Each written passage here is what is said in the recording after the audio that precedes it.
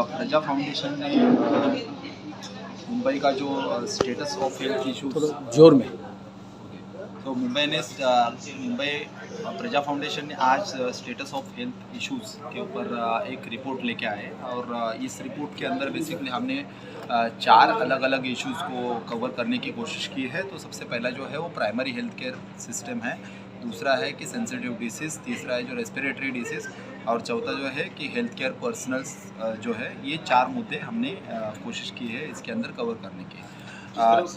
जिस तरह से प्रजा फाउंडेशन एक एमएलए और एमएलएस का और नगर सेवक का रिपोर्ट कार्ड, उसी तरह आज मेडिकल का रिपोर्ट कार्ड में क्या खास है? जी, तो बेसिकली इसमें अगर हम देखेंगे कि तो ये हेल्थ रिपोर्ट में हमने ये 4 मुद्दे के ऊपर बात की है, बट इसके साथ साथ हमने ये देखा है कि बजट जो है बीएमसी का वो तकरीबन 98% से बढ़ा है पिछले 7 सालों में। 2018-19 से लेके 2024-25 तक ये बजट 98% से बढ़ा। जो पहले था 3637 करोड़ था, वो बढ़ के 7191 करोड़ हो गया।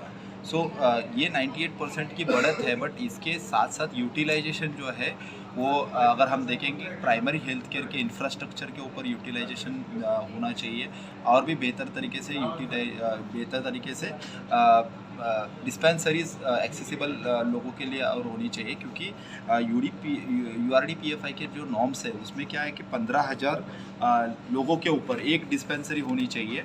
बट ये अगर हम लोग ये देखेंगे तो अभी फ़िलहाल का इसमें हम देखेंगे तो तकरीबन 525 डिस्पेंसरीज़ की कमी है अभी का करंट पॉपुलेशन को अगर हम लोग देखेंगे तो।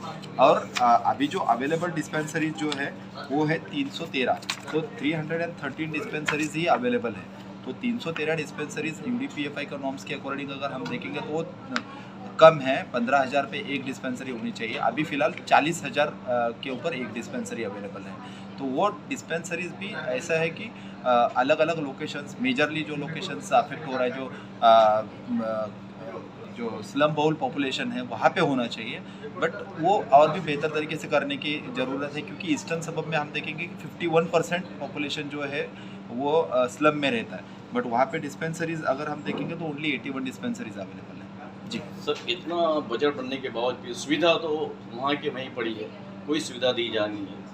जो मरीज़ है वो वहीं से बाहर से अपना इलाज करते हैं, ना कि वो BMC सरकारी हॉस्पिटल से देते हैं। उसके बारे में आपको क्या कहना? जी, तो BMC का अगर हम देखेंगे तो अभी BMC में प्राइमरी हेल्थ केयर सिस्टम में अभी जैसे आपने कहा कि लोग ज़्यादा से ज़्यादा BMC हॉस्पिटल्स में नहीं जा रहे या फिर जाते हैं तो लोगों को अभी थोड़ी देर पहले क्वेश्चन आंसर इसमें भी देखने को मिला कि बहुत बड़ा क्यों रहता है। तो प्रॉब्लम क्यों हो रहा है, क्योंकि प्राइमरी हेल्थ केयर सिस्टम में जैसे कि मुझे छोटा सा खांसी या बुखार है तो मैं अगर टाइमली नहीं जाऊँगा तो वो और बढ़ेगा, प्रॉब्लम और जटिल होगा और बड़ा पैमाने पे प्रॉब्लम होगा, तो मुझे हॉस्पिटल जाना पड़ेगा। लेकिन तो सुविधा ही नहीं मिलती तो कैसे जाएंगे वो लोग? तो इसीलिए तो लोग ये मेन बात जी, तो पहले बात यह है कि जो डिस्पेंसरी लेवल पे, इसीलिए हम कह रहे हैं कि प्राइमरी हेल्थ केयर सिस्टम में डिस्पेंसरी जो है वो फुल टाइम चलनी चाहिए। जैसे कि सुबह 7 बजे से अगर रात को 10 बजे तक चलेगी, जो डेली वेजर्स है जो काम पे जाता है उसको कमाई की पड़ेगी, क्योंकि उसका घर नहीं चलेगा, तो उसको सुबह या शाम को डिस्पेंसरी जाने के लिए टाइम मिलना चाहिए। अदरवाइज उसका हेल्थ का प्रॉब्लम वो निगलेक्ट करेगा और ज़्यादा बढ़ेगा।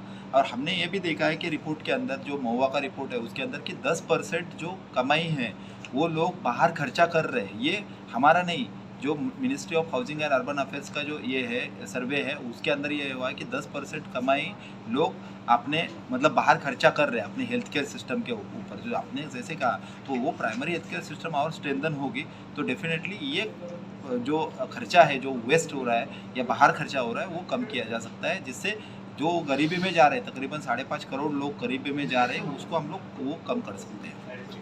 Thank you.